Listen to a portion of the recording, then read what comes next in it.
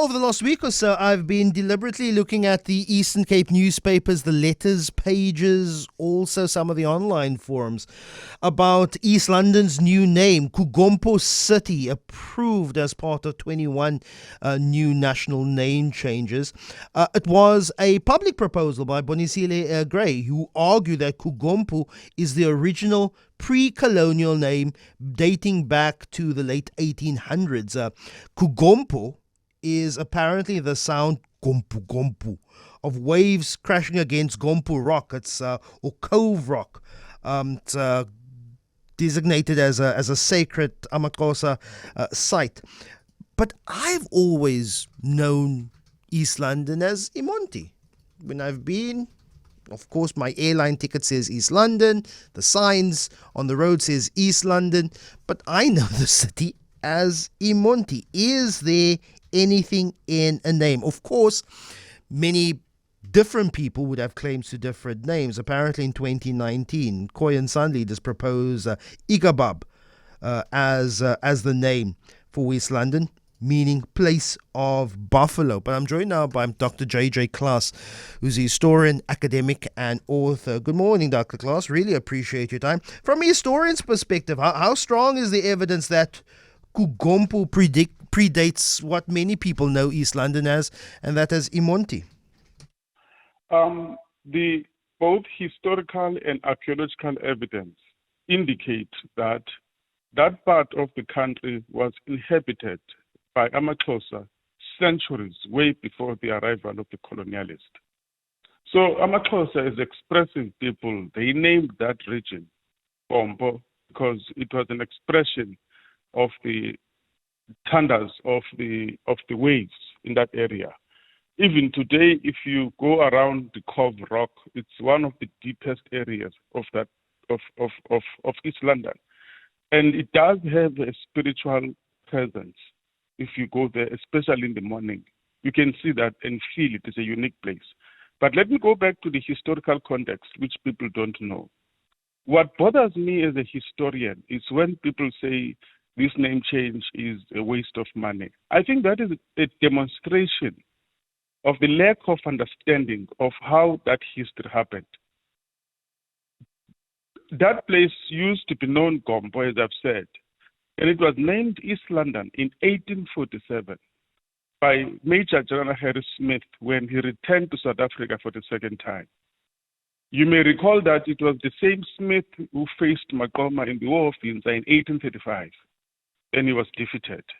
He was sent to India to resuscitate his military career.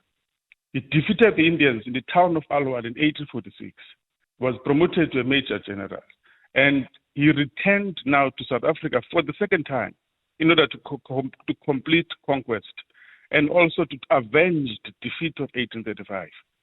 Now, he named that place East London in order to mark the permanent presence of the British Empire in Southern Africa. Yeah. A year later, they built a harbor around that, which was called Fort Glamorgan. Yeah. That was meant to protect the harbor.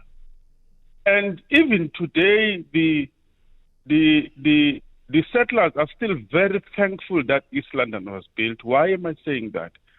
In the outbreak of the War of Mlanjeni on the 24th of December 1850, if it was not East London that was named by Smith and built that harbor, the settlers who were in that region would have been wiped out by Amaxhosa in that War of Mlanjeni, because they successfully blocked the harbor in Port Alfred.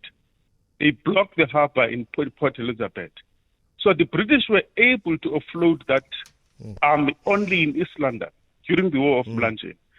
So it's a place that's got a lot of history that people need to understand, that having that name change is not just a name change. It's something far deeper than we think. I completely agree with you. The reference to London as no reference to that part of South Africa and South Africa as well. East London comes from London, which comes from the Roman Latin Londinium, who's got that from the early Celtic place where it floods, and that would be around the Thames River. And that's why through colonialism we have this place called East London. But back to the difference between KuGompo and eMonti, how should we weigh the historical accuracy versus the popular usage when renaming cities, particularly with what I know of many of my East London friends say, why KuGompo when we know it as eMonti?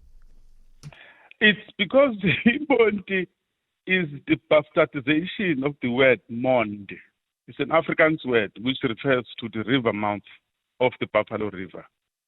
So as you know that amaXhosa are quite famous in terms of changing things around. They will say, for example, Vervoet, call him Velevuta. So it's the same thing that when the African-speaking people call it Mond, referring to the river mouth, then amaXhosa then change. So it doesn't have a meaningful meaning. It doesn't have a historical context to it. It's not attached to anything because it was not originally coined by amaXhosa. Hence, then Gompo came up as a much more suitable name because it does have a meaning. And there are historical incidents where some of the leaders of amaXhosa would visit that part of the country as part of the spiritual journey. And that's probably the clearest explanation I've heard over the last week or so. Dr. JJ Klaas, historian, academic, and author.